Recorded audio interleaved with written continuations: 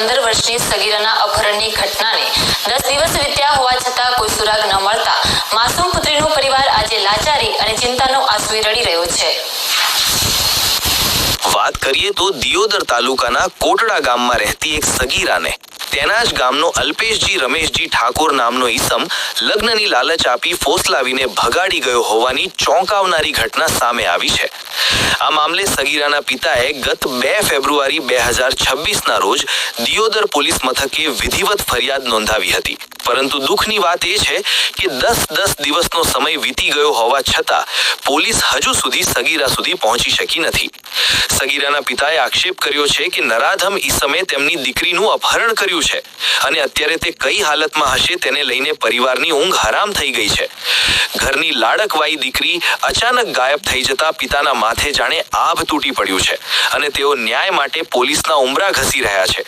પરિવારને ડર છે કે આરોપી તેમની દીકરીને કોઈ નુકસાન ન પહોંચાડે। તેવામાં પોલીસની ઢીલી કામગીરીને લઈને પણ સ્થાનિકોમાં રોષ જોવા મળી રહ્યો છે।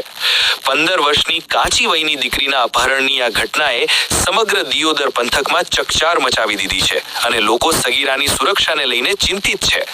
અત્યારે તો પીડિત પરિવાર માત્ર એક જ આશાએ બેઠો છે કે પોલીસ તંત્ર જલ્દીથી હરકતમાં આવે અને તેમની દીકરીને આરોપીની ચુંગાલમાંથી મુક્ત કરાવી હેમખેમ ઘરે પાછી લાવે। અહીંયા મજૂરી કરું છું, બટાકા કાઢતા હતા, અમે બટાકા કાઢતા હતા, રાતે અમે સુઈ ગયા। અલ્પેશ ઠાકોર આવીને મારી દીકરીને રાતે લઈને અહીંથી જતો રહ્યો। રાતે હું વિનોદભાઈ પાસે જો વિનોદભાઈને અમે જ્યાં પોલીસ સ્ટેશને એને જઈને અમે ફરિયાદનું કીધું। 2 દાડા મારી ફરિયાદ ના લીધી, 3 દાડા એની ફરિયાદ લીધી। પછી હું હાલ અહીંયા જોઉં છું તો હાલ પોલીસ એમ કહે છે મને કે તમે 2 મોન્સનમાં લઈને દો, તો મને બોલે છે કે તમે તું આટલાને ચમ લઈને આવે છે અને ચમ તો આ કરે છે બધું આશેતારમાં તમને લાવી આલી છે ને કે તમે મત આવશે દિયોદર તમે આવી મને ધમકી આલે છે। મારી દીકરી 15 વર્ષની છે।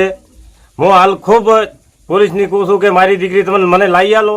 મને ખૂબ ચિંતા થાય છે, મારો આખો પરિવાર અમે બધે કોઈ ખાવાનું પૂછતું નથી મને, કે કોઈ ધંધો મને પૂછતો નથી અને મને ખૂબ ચિંતા છે। મને એટલી મારી વિનંતી છે સરકારને, પોલીસને કે મારી દીકરી મને સોંપે। મારું નામ ભાવનાબેન કોટડાના રહેવાસી। મારી દીકરી હોય સૂતી હતી, રાતનો અલ્પેશ ઠાકોર લઈને ભાગી ગયો છે। તેથી અમે ફરિયાદ સરકારમાં, સરકારે અમારું કોઈ સ્વીકારતા નથી। પોલીસવાળા અમને 3 દાડા ધક્કા ખવડાયા, ચોથા દાડે ફરિયાદ લીધી તો કહે છે તેથી કે અમે ગોચીને લાવો, તમને 2 દાડામાં હાલો છો તો કોઈ કહેતા નથી અને તેથી ફેર પાછા જ તો કે હવે મળશે તો અમે તમને લાવી જઈશું, ન કે ચોથી અમે લાવીને તમને હાલો। સાહેબ એમ કહે છે। વિનંતી છે કે અમારી દીકરી મરેલી કે હાજી, અમને અમારી દીકરીની ખૂબ ચિંતા છે અને અમારી દીકરી અમને હૂંપો। મારી દીકરી 15 વર્ષની છે, અમને ખૂબ ચિંતા છે, અમારા ઘરવાળાને ચિંતા છે, અમારો આખો પરિવાર ખાવા હૂતું નહીં અમને, પણ અમને એટલી વિનંતી છે કે અમારી દીકરી અમને પાછી હૂંપો। અમે ઉડ ધૂડ કરો છો ચાહે અમારી દીકરીનો પત્તો નથી। પોલીસમાં જશો તો કે અમે તમને જડશે તો તમને હાલશે ને કે કોઈ નહીં, એમ કહે છે પોલીસવાળા। મારું રતનબેન, હું ફોલના કોટડાની છું। મારા દીકરાની દીકરી છે સાહેબ। પછી ત્યાંથી અલ્પેશ ઠાકોર લઈને ભાગી ગયો છે। અમે સૂતા હતા, ભાગી ગયો।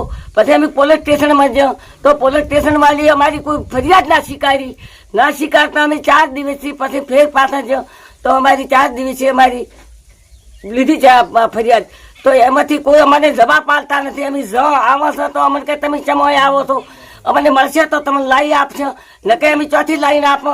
તો આવી રીતે અમને જવાબો કરે છે। અમે સરકાર અમારું છે, મા બાપ છે, અમને પોલીસવાળા પોલીસ સ્ટેશનવાળા અમને લાવી દે, અમારી દીકરાની દીકરી અમને સોંપી દે, અમને તાત્કાલિક અમારે જોવે।